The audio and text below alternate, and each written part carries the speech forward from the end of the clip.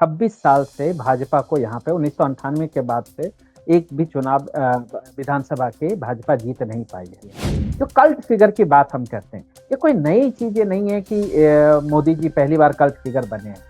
इंदिरा जी पहले थी और राज्यों की जो राजनीति है, वो कहीं न कहीं कल्ट फिगर के इर्द-गिर्द दौड़ती रही है। चुनाव किस बात पे हो रहे हैं? या तो मोदी के नाम पे हो रहे हैं या केजरीवाल के नाम पे हो रहे हैं।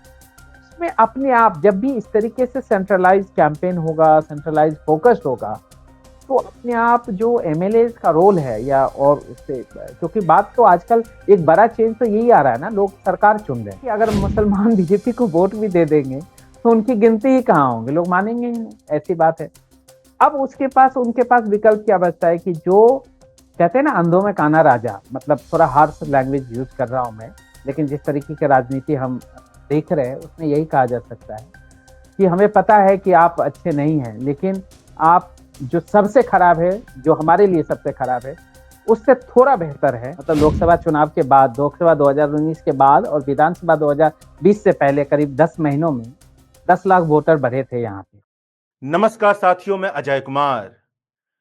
अगर लोकतांत्रिक और संवैधानिक पैमाने पर देखें तो भारत की राजनीति में कई तरह की विसंगतियां हैं, कई तरह की खामियां हैं। मगर उसके बावजूद भी भारत की राजनीति पिछले 10 साल से जिस रास्ते पर चल रही है, उस रास्ते पर भारतीय जनता पार्टी का वर्चस्व है। और इस वर्चस्व के दौर में भी वह दिल्ली की गद्दी नहीं हासिल कर सकी है, दिल्ली में सरकार नहीं बना सकी है। तो दिल्ली में विधानसभा चुनाव होने जा रहे हैं, तो चलिए दिल्ली के चुनाव पर हम बात करते हैं पॉलिटिकल एनालिस्ट और पॉलिटिकल रिसर्चर आशीष रंजन से। यह बताइए कि भाजपा की जो राजनीति है वो हर तरह का दांव खेलती है, हर तरह का तिकड़म लगाती है, मगर उसके बावजूद भी वह कहां पर कमी रह जा रही है कि उसे दिल्ली की गद्दी नहीं मिल पाती है और पिछले 10 साल से नहीं मिल पाई है। अ, पिछले 10 साल नहीं, पिछले 26 साल से भाजपा को यहाँ पे 1998 के बाद से एक भी चुनाव विधानसभा के भाजपा जीत नहीं पाई है। अ, आपकी बात से सहमत हूँ कि जहाँ पे इस पूरे देश में भारतीय जनता पार्टी का वर्चस्व है, पॉलिटिकल इलेक्टोरल वर्चस्व, वहाँ पे वो दिल्ली ऐसा राज्य है जहाँ पे एक मजबूत बेस होने के बावजूद 2 दशक से ज़्यादा समय से वो सत्ता से बाहर रही। अब जब मजबूत बेस की बात कह रहे हैं तो तकरीबन 1/3 जो वोट है, आप चुनावी इतिहास में देखिएगा दिल्ली के चुनाव में, तो करीबन 33 से 35% वोट बीजेपी को हारने के बावजूद भी मिलती रही है और पिछले विधानसभा चुनाव 2020 में तो उनको 39% वोट मिले थे। अब सवाल है एक जो मजबूत गढ़ है उनका, उसके पीछे एक पुराना इतिहास भी रहा है। दिल्ली जब अर्धराज्य नहीं भी तब थी तब भी, हालाँकि राज्य को लेके कई सारे डिबेट और कॉन्स्टिट्यूशनल डिबेट चलते रहते हैं, उस पे अभी हम नहीं जाएँगे। वो एक कंप्लीटली पॉलिटिकल और कॉन्स्टिट्यूशनल डिबेट है। लेकिन जो बात है वो कि इससे पहले भी दिल्ली में जो है अ, बीजेपी से पहले जनसंघ का जो है और जो भारतीय जनसंघ जो पार्टियाँ हुआ करती थी, उसका एक मजबूत गढ़ रहा और दिल्ली कुछ उन गिने-चुने चुनिंदा राज्यों में से है शुरुआती दौर में, मैं 80 के पहले की भी बात कर रहा हूँ, जहाँ पे एक जनसंघ का मजबूत अ, बेस रहा दिल्ली, मध्य प्रदेश गुजरात, राजस्थान ये सब जगह पे, ठीक है? इसका एक बड़ा कारण जो हम पहले भी बात किए कि सेटलमेंट पार्टीशन के समय में बहुत सारे रिफ्यूजीज़ व्यापारी इधर आके सेटल्ड हुए, ठीक है? तो जनसंघ का एक बेस रहा है और उस वजह से बीजेपी को एक मजबूत बेस रही है। अब सवाल ये है कि वो पावर में क्यों नहीं, सत्ता में क्यों नहीं है? तो उसका जवाब जो है वो एक तरीके से जो 80 के बाद से और खासकर 90 के बाद से जो बदलता स्वरूप है दिल्ली का, वो एक बहुत मायने में ज़िम्मेदार है और ज़िम्मेवार नेगेटिव सेंस में नहीं, मतलब मैं ये कह रहा हूँ कि उसका इम्पैक्ट पड़ता है। वो इम्पैक्ट ये है, शहरीकरण तो बढ़ा ही बढ़ा, दिल्ली अपने आप में शहर होने के बावजूद, लेकिन माइग्रेशन बड़े पैमाने पे हुए। अन अनसेटल्ड कॉलोनीज़ जो कहते हैं अनऑथराइज्ड कॉलोनीज़ ये सब बहुत सारे में और वहाँ पे जो है बीजेपी अभी भी पहले कांग्रेस और अभी आम आदमी पार्टी से थोड़ा उस हद तक मुकाबला नहीं कर पा रही। हालाँकि पिछले विधानसभा चुनाव में उनको थोड़ा-सा गेन हुआ था इन कॉलोनीज़ में भी। तो ये जो हाँ, एक हाँ, तो डेमोग्राफिक है, मिडल नहीं, क्लास तो ऑफ कोर्स ये आप बीजेपी नहीं, आपकी बात मैं काटते हुए कहूँगा थोड़ा-सा कि 90 के बाद परिदृश्य बदला है। उस परिदृश्य में हम देखते हैं कि लोकसभा चुनाव में भारतीय जनता पार्टी की धाक रहती है और वही जब विधानसभा चुनाव आता है तो वह धाक पूरी तरीके से टूट जाती है। और वह भी तब जब वो अपने पूरे मतलब अब तक की जीवन यात्रा में सबसे वर्चस्व के दौर से गुजर रही है, तब ये हाल है। तो ये जो रहस्य है, इस रहस्य को कैसे सुलझाएंगे आप? क्या कारण है? देखिए, भारतीय जनता पार्टी 2014 से डोमिनेंस है लोकसभा का। 2004 और 9 में सातों की सातों सीटें कांग्रेस यहाँ जीती थी। तो हम्म, एक तरीके से है, पिछले 2 दशक में देखिएगा तो एक तरफ़ा वोट करती है दिल्ली की जनता, चाहे जिसको भी करती हो। तो ये तो चीज़ें क्लियर है और विधानसभा में भी पूर्ण बहुमत रही। सिर्फ 2013 ही ऐसा रहा जहाँ पे दाँव पेच फँसा। वो भी एक नई पार्टी के आम आदमी पार्टी के उभार की वजह से, एक नई पॉलिटिक्स की भविष्य की वजह से और एक नई परिदृश्य की वजह से। रही बात ये जो चीज़ें हैं एक कल कल ही मैं कुछ यहाँ के इस्लाम अनऑथराइज्ड कॉलेज में घूम रहा था, लोगों से बातचीत आपका ही सेम सवाल हमने पूछा कि एक तरफ़ा वोटिंग होती है कब लोकसभा में बीजेपी को और विधानसभा में आम आदमी पार्टी को खासकर। तो उन्होंने बड़ा रोचक स्टेटमेंट दिया। उन्होंने कहा कि देखिए दिल्ली की जनता स्मार्ट है, वो एक कट रखती है अपने लिए, सो वो सब कुछ एक को नहीं देना चाहती है, ठीक है? हाँ, तो उस उसको इस मायने में आप देखिए, उनको लगता है कि भाई चेक एंड बैलेंस रहनी चाहिए। हम्म, दूसरी चीज़ ये है कि पॉलिटिक्स तो थोड़ी बदली है। पॉलिटिक्स जो दिल्ली आप देखेंगे अभी आप पोस्टर बैनर देख लीजिए दिल्ली की सड़कों पे, तो कमोबेश जो आपको दिखेंगे स्कूल की, कि उन्होंने इतना स्कूल का वादा किया था, नहीं बनाया। वो कह रहे हैं हम आम आदमी पार्टी कह रहे हैं हमने स्कूल बढ़िया किया। हॉस्पिटल का, चाहे संजीवनी या कांग्रेस पार्टी भी 25 लाख का इंश्योरेंस या बीजेपी आयुष्मान भारत की बात कर रही है, ठीक है? अस्पताल, स्कूल, अस्पताल, सड़क ये सब की बात कर रही है, जो कि मूलभूत चीज़ें हैं, जो कि भारतीय चुनावी राजनीति की मूलभूत चीज़ें हैं। तो उस पे डिस्कशन हो रहा है। बाकी और राज्यों में लीजिए अभी हाल में महाराष्ट्र में हुआ, वहाँ का सबसे प्रसिद्ध नारा क्या था? बटेंगे तो कटेंगे। उस हम्म, तरीके के उसके इर्द-गिर्द बातचीत हो रही थी। ये एक अपने आप में सुकून देह वाली भी चीज़ है कि दिल्ली जैसे राज्य में जो हम्म, बातचीत हो रही है, मैं ये नहीं कह रहा हूँ कि कंप्लीटली रिलिजियस डिवीज़न की बात नहीं हो रही है, वो सब भी होते रहती है। लेकिन जो हम्म, सेंटर में है, केंद्र में है, जो कैंपेन के केंद्र में है, वो ये कहीं न कहीं जो लोगों की मूलभूत ज़रूरतें हैं, चाहे वो बिजली, सड़क, पानी, घर अभी हाल-फिलहाल में ही बीजेपी ने प्रधानमंत्री मोदी ने भी झुग्गीवासियों को घर प्रदान किया और उसको लेके भी बीजेपी कैंपेन कर रही है। तो कहीं न कहीं जो बेसिक चीज़ें हैं, तो वो है वो केंद्र में घूम रही है, जो कि अच्छी बात भी है। लेकिन ये डिस्कोर्स में तो आप ये देखिए ना कि डिस्कोर्स आप जो बात कह रहे हैं वो सीधे जाकर के लोकसभा चुनाव पर लागू नहीं होती, क्योंकि जो प्रतिगामी राजनीति भाजपा की है, वहां पर लोग एकदम से झूम करके जाते हैं, लेकिन विधानसभा में लागू होती है। तो क्या जो ये निष्कर्ष निकाला जाता है कि अरविंद केजरीवाल बहुत बड़े चेहरे हैं, दमदार चेहरे हैं, और उनके चेहरे की वजह से दिल्ली की यह पूरी राजनीति बदल रही है, और इतनी ज्यादा बदली है कि उन्हीं के दौर में दंगा होता है, वो चुप रहते हैं, मगर उसके बावजूद भी जो मुस्लिम धड़ा है उनके साथ ही खड़ा रहता है। ये इसको आप कैसे देखेंगे? देखिए, इस आपके इस सवाल में 3 सवाल हैं। पहले सवाल का मेरा आंसर ना में है, मैं ऐसे नहीं देखता हूँ कि यहाँ की जनता जो है, एक तरफ़ा उसी मुद्दे पे बीजेपी को वोट देती है। देखिए, दिल्ली की जो वोटिंग पैटर्न रही है, वो नेशनल पॉलिटिक्स और स्टेट पॉलिटिक्स में अलग-अलग रही है।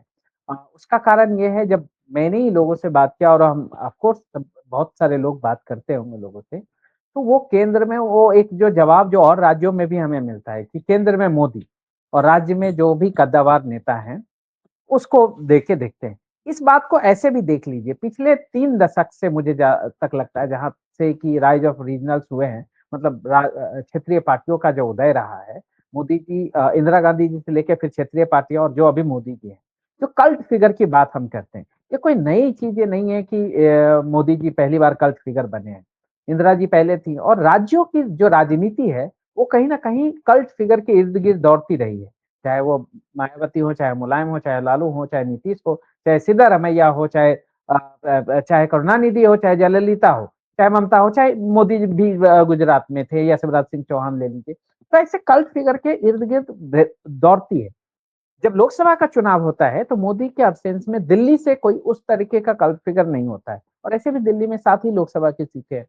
जब विधानसभा की बात होती है, तो अरविंद केजरीवाल के समकक्ष में बीजेपी से कोई राज्य स्तरीय कोई लीडर नहीं है जो उनका मुकाबला कर सके राजनीतिक एलोक्वेंसी या राजनीतिक बातों को लेके, मतलब कि पॉलिटिक्स को लेके जिस तरीके से दमदार और जिस तरीके का आकर्षण यहाँ के वोटरों में उनके प्रति है।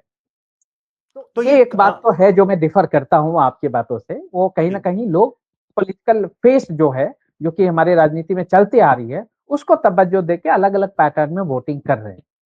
ठीक। इसकी एक तो ये जो नेगेटिव कल्ट चीज़ फिगर भी है वाली जो आप बाद बात, में हम करेंगे। जी, जी। हाँ, हाँ, ये कल्ट फिगर वाली आपने बात कही। कल्ट फिगर में हम मान लेते हैं कि अरविंद केजरीवाल आगे खड़े हैं।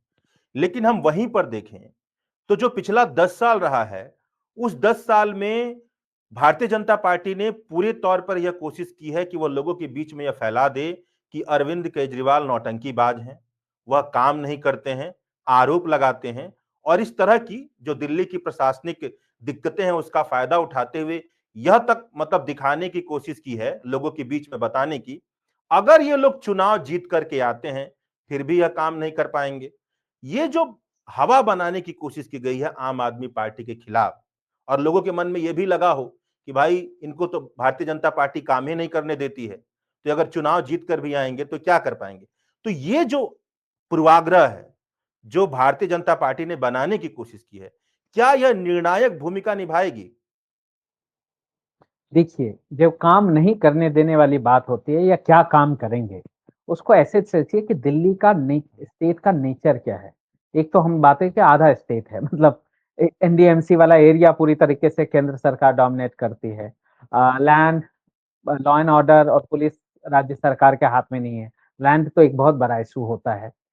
बाकी चीज़ें जो है, तो मतलब जो मूलभूत चीज़ें हैं, कानून प्रशासन नहीं दिल्ली सरकार के हाथों में है, चाहे यहाँ पे कोई भी सरकार आ जाएगी, तो भी केंद्र सरकार के ही हाथ में रहेगी। भले केंद्र में ही, राज्य में दोनों जगह बीजेपी हो जाए, एक अलग बात है, लेकिन जो उसको डोमिनेट करेंगे, जो उसको ऑथराइज़ करेंगे, वो केंद्र सरकार ही होगी।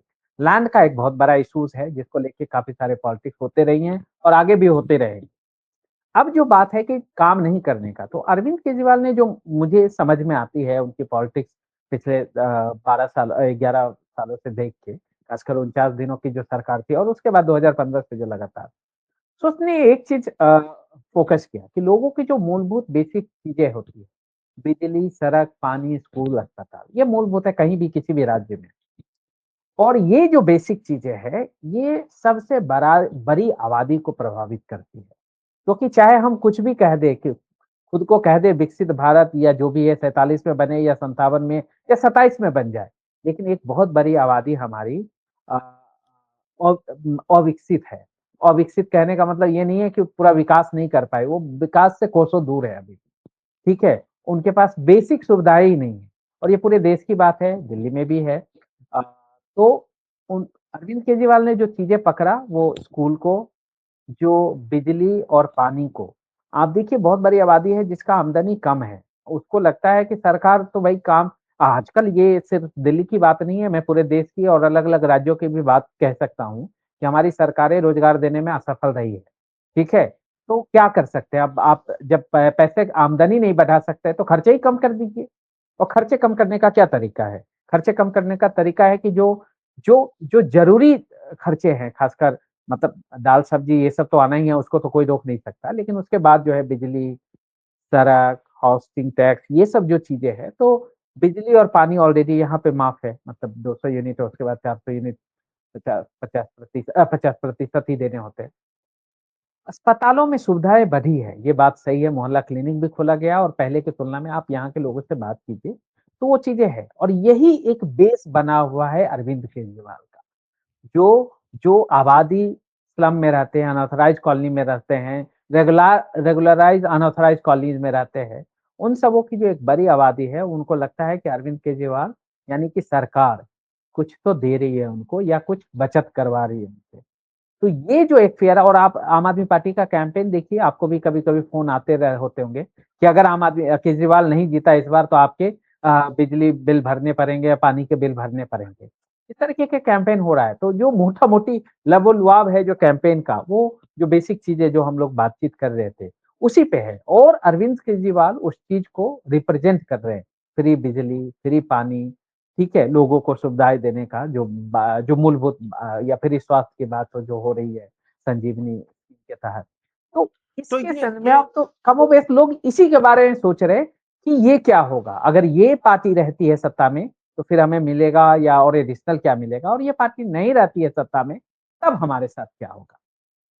लेकिन आप मैं हमेशा जो आपने ये बात 90 के दशक के बाद की कही, पॉलिटिक्स के आप पॉलिटिकल रिसर्चर हैं। तो जिस तरह से भारत में परिस्थितियां बनी हैं, उन परिस्थितियों में हर जगह देखा जा रहा, आपने भी कहा कि सरकारें जो निचला तबका है उसको कुछ ना कुछ हाथ में दे रही हैं कि उनको लगे कि भाई सरकार नाम की भी कोई चीज है, जिन्हें यह नहीं पता है कि सरकार का मतलब क्या होता है। वैसी स्थिति में मैं ये कहता हूं कि अरविंद केजरीवाल नहीं, कोई दूसरा ही होता, भारतीय जनता पार्टी ही होती, वह भी तो यही करती।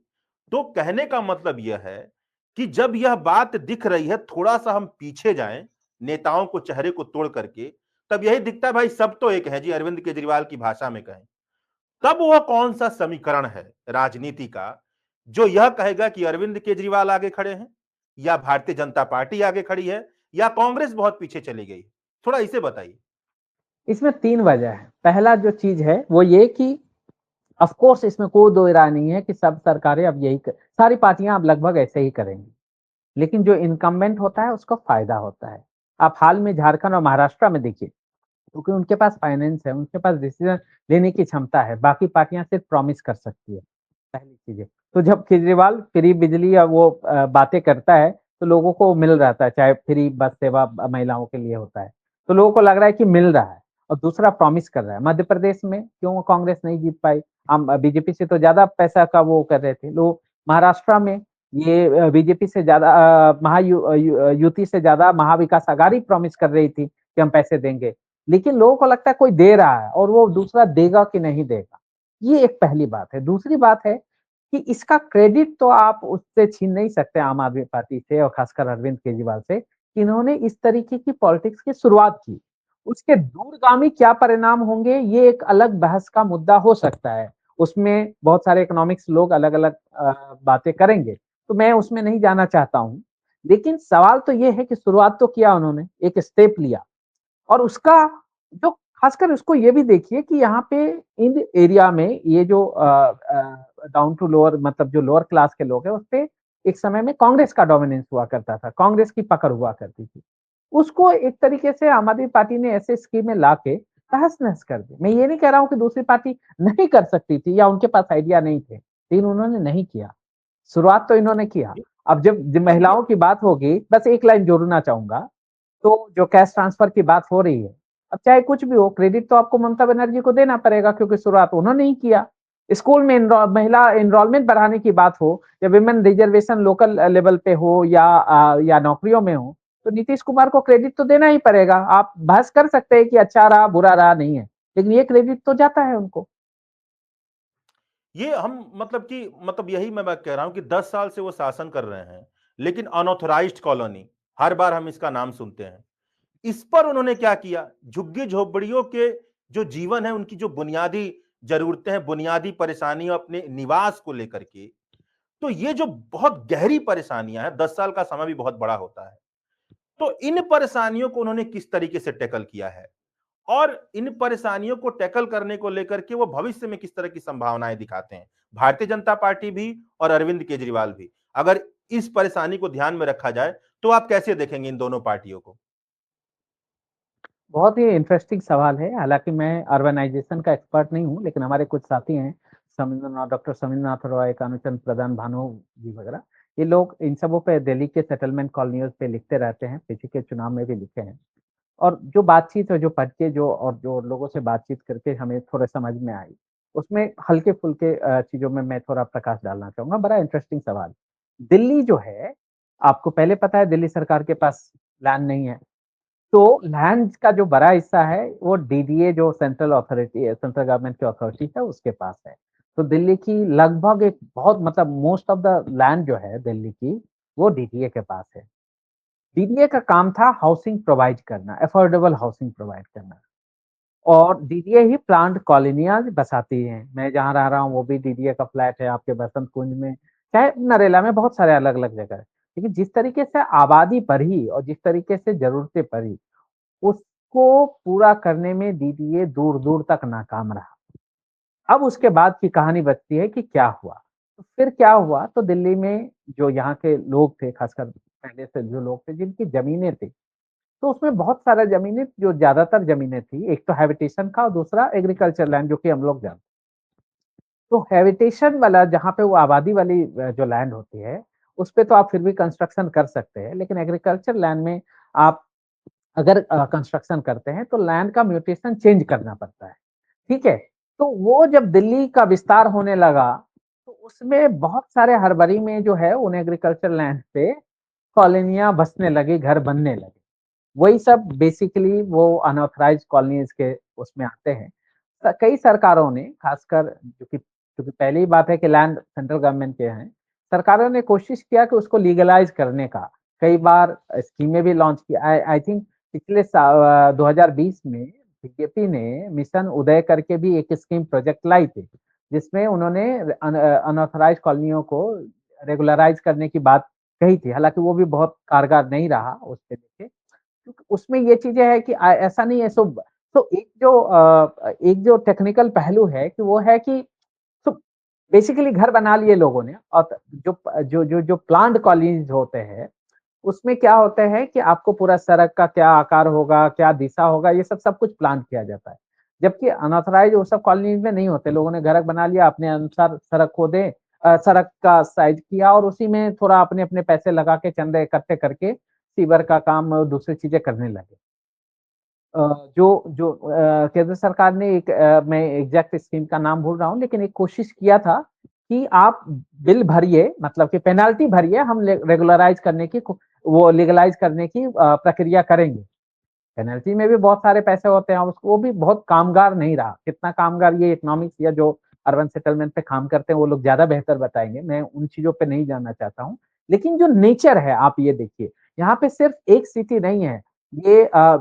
ये हमारे दूसरे राज्य नहीं है, जहाँ शहरी इलाका और ग्रामीण इलाका है।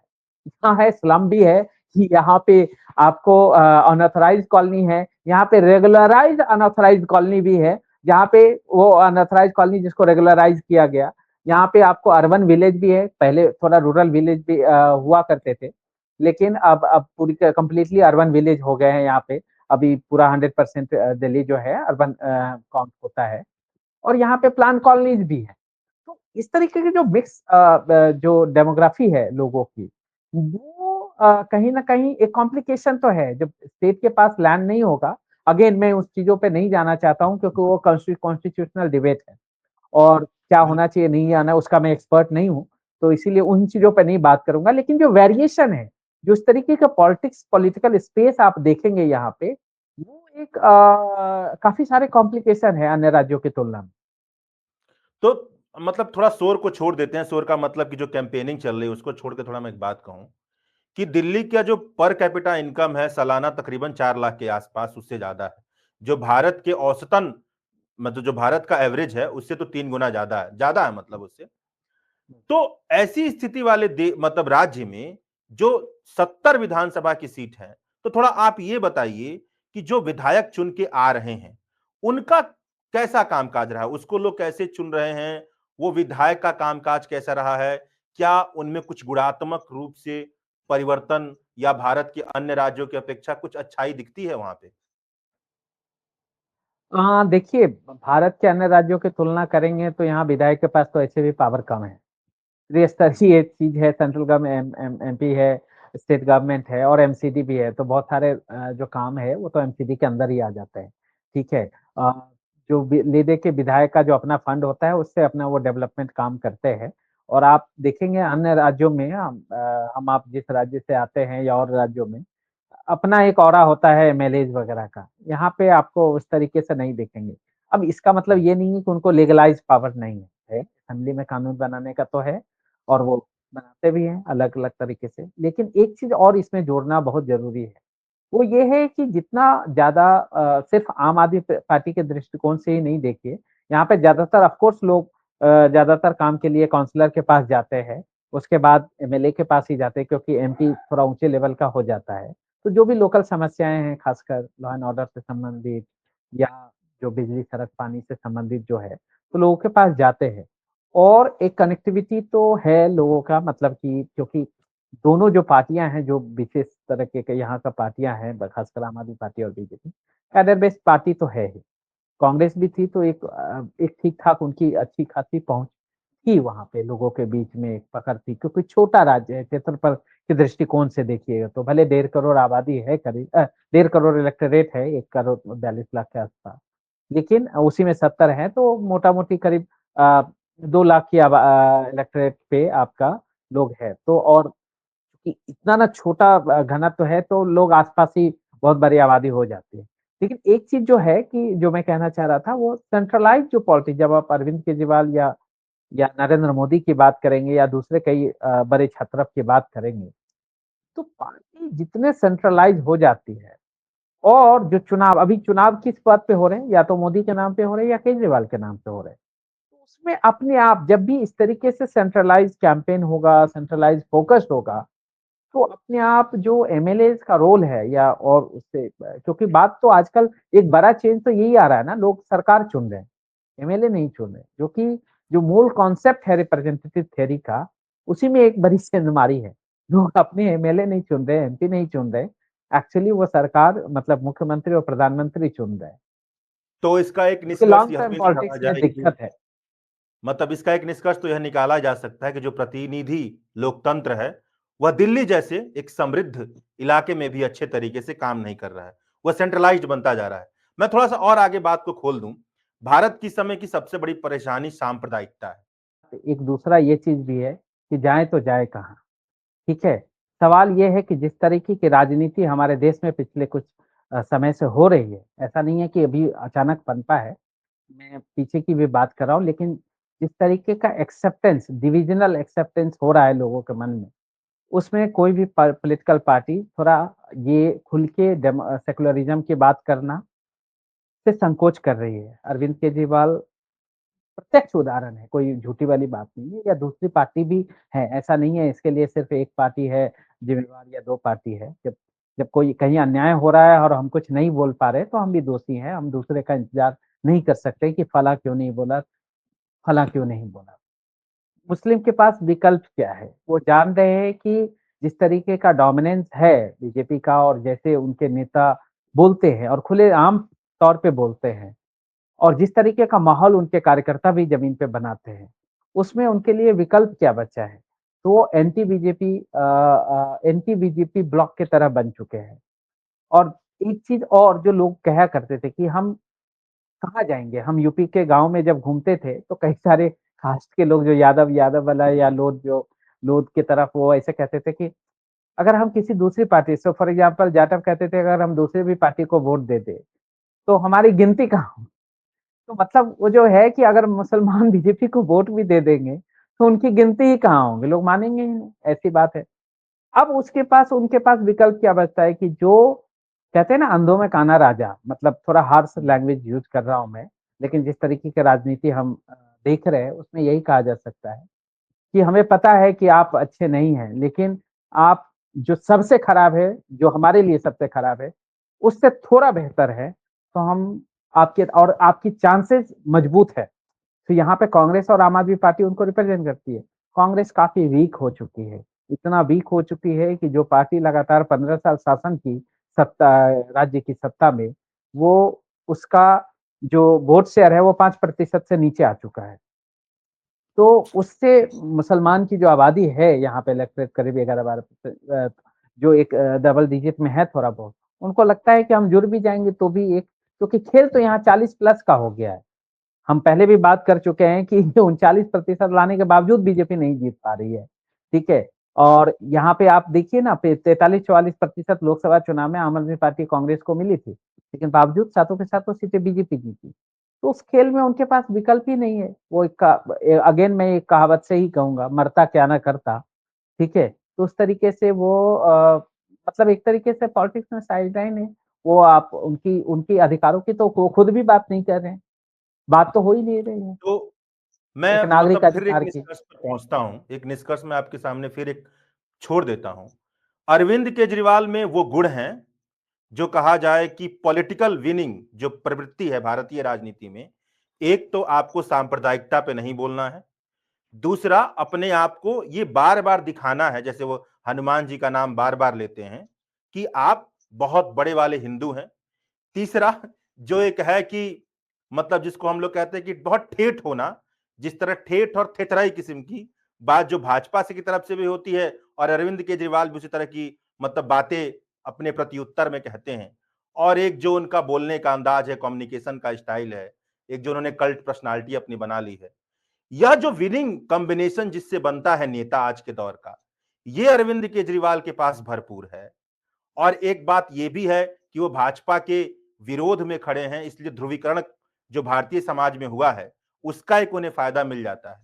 यह जो मोटी मोटी बातें हैं, यह अरविंद केजरीवाल का ज्यादा साथ दे रही हैं, बशर्ते ये कि जो 10 साल में गहरा काम करके लोक कल्याण को सीधे जनता के सामने फेंक देना चाहिए और उसके बाद जनता डिसाइड करे कि आपको चुनेंगे या नहीं, यह वाला जो भूमिका है वह कम दिखाई देता है। क्या मैं इस निष्कर्ष में सही हूं?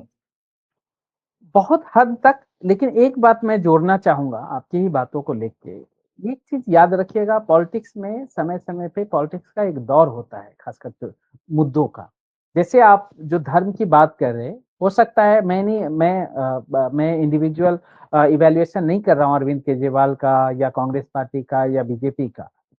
लेकिन जो जो हिंदुत्व की बात वो कह रहे हैं, या प्रो मुसलमान नहीं होना चाहते, या प्रो मुसलमान छोड़ दीजिए, वो तो होना भी नहीं चाहिए कॉन्स्टिट्यूशन।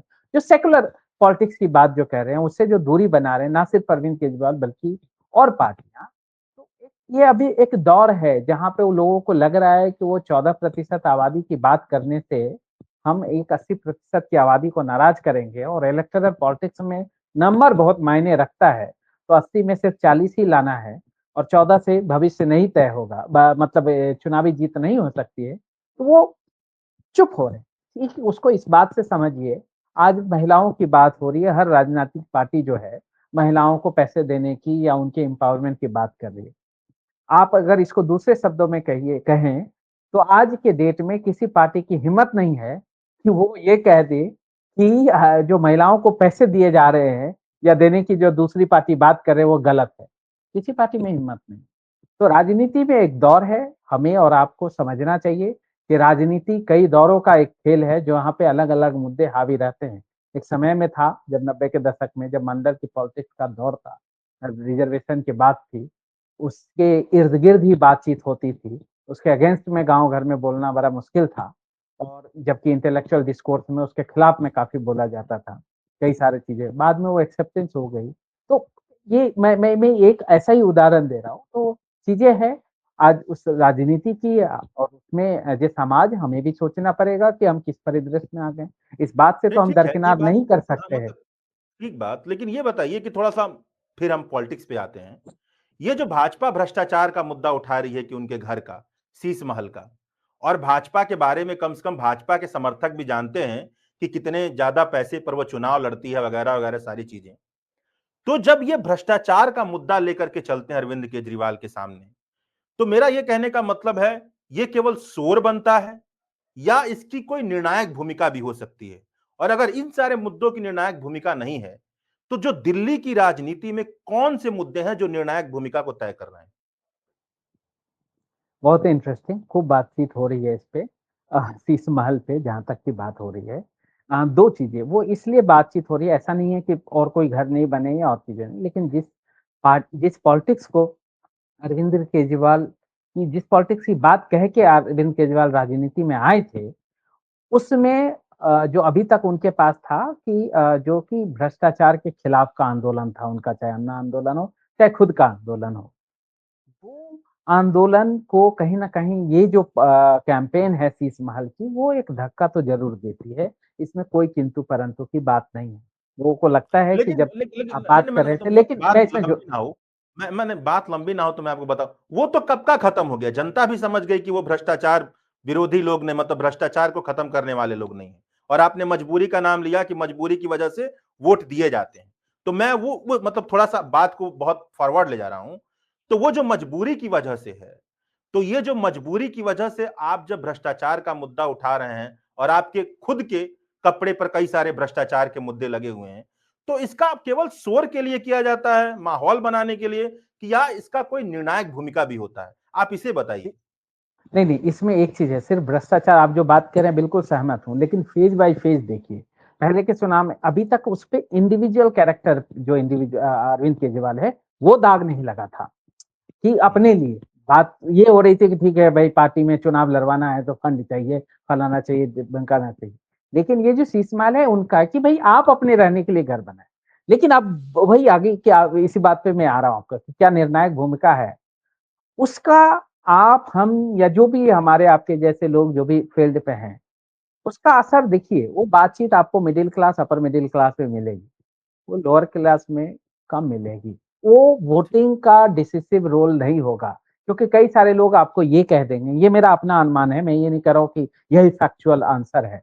मैं ये कह रहा हूँ क्योंकि जो बात ये है, कई सारे लोग ऐसे बोलते हैं, कहाँ घर बनाया ठीक नहीं किया, बात तो सही है, लेकिन क्या हमारा कुछ काट के, मतलब कि ऐसा तो नहीं है ना कि हमारा बिजली रोक फ्री से खत्म कर दिया, या हमारा पानी वो खत्म पानी फ्री पानी का जो सुविधा है वो काट दिया, और वो कितना बनाते होंगे। तो मैं ये कह रहा हूँ कि जो बैकबोन है, जो सपोर्ट बेस है वो आम आदमी पार्टी का, अरविंद केजरीवाल का जो चहेता वोट सपोर्ट है वो है लोअर क्लास। और लोअर क्लास में इन मुद्दों को लेके बातचीत है, मैं ऐसा नहीं कह रहा कि पहले की तुलना में, लेकिन वो डिसिसिव फैक्टर नहीं होगा, नहीं हो, उसकी वजह से लोग मतलब एक कह सरकार सकते नहीं हैं पाएंगे। मतलब पॉलिटिकल एक्टिविटी एक ठीक ठाक है, लेकिन उसकी कोई एग्जैक्टली, निर्णायक भूमिका नहीं। बिल्कुल अब बिल्कुल इसी बात पे मतलब थोड़ा सा आगे मैं बढ़ चलूं, ये जो बातचीत चलती है पूर्वांचली जाट और मतलब पार्टीशन से आए लोग आज के समय में, यह केवल विश्लेषण के लिए मतलब ये शब्द इस्तेमाल किए जाते हैं, क्या वाकई इनका कोई फैक्टर है? क्योंकि अगर आप पूर्वांचली का नाम ले रहे हैं तो आप चेहरा खड़ा करते हैं मनोज तिवारी को, ऐसी इस तरह की चीजें होती हैं।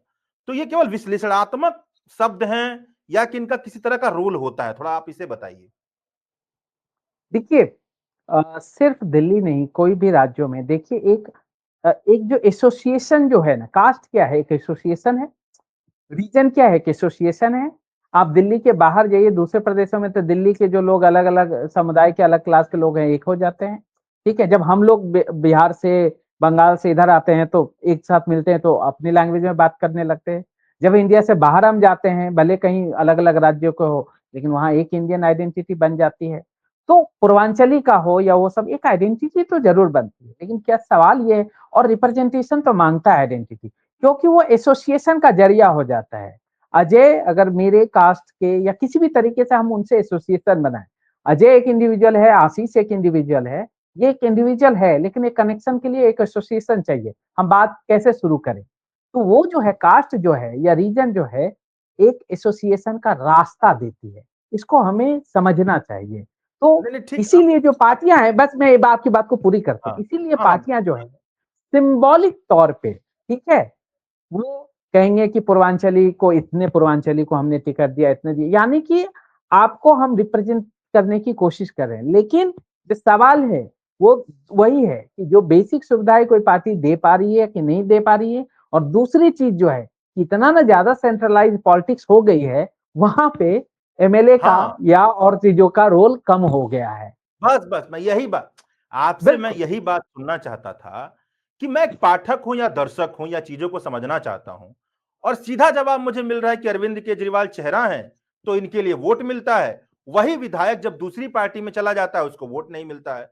तो ये जो समीकरण या विश्लेषणात्मक शब्दों का इस्तेमाल किया जाता है वो केवल मीडिया के लिए बनाए गए शब्द हैं कि या इनका कोई हकीकत है, मैं ये बात आपसे समझना चाहता था। बिल्कुल, मैं अब मैं बिल्कुल थोड़ा अंत में आ रहा हूं, और अंत में आते आते जो सबसे बड़ा एक मुद्दा है सांस्थानिक किस्म का, वो ये है कि वोटर की बहुत धांधली चल रही है एडिशन और डिलीशन की। तो थोड़ा इसको स्पष्ट करेंगे, क्या मामला है ये?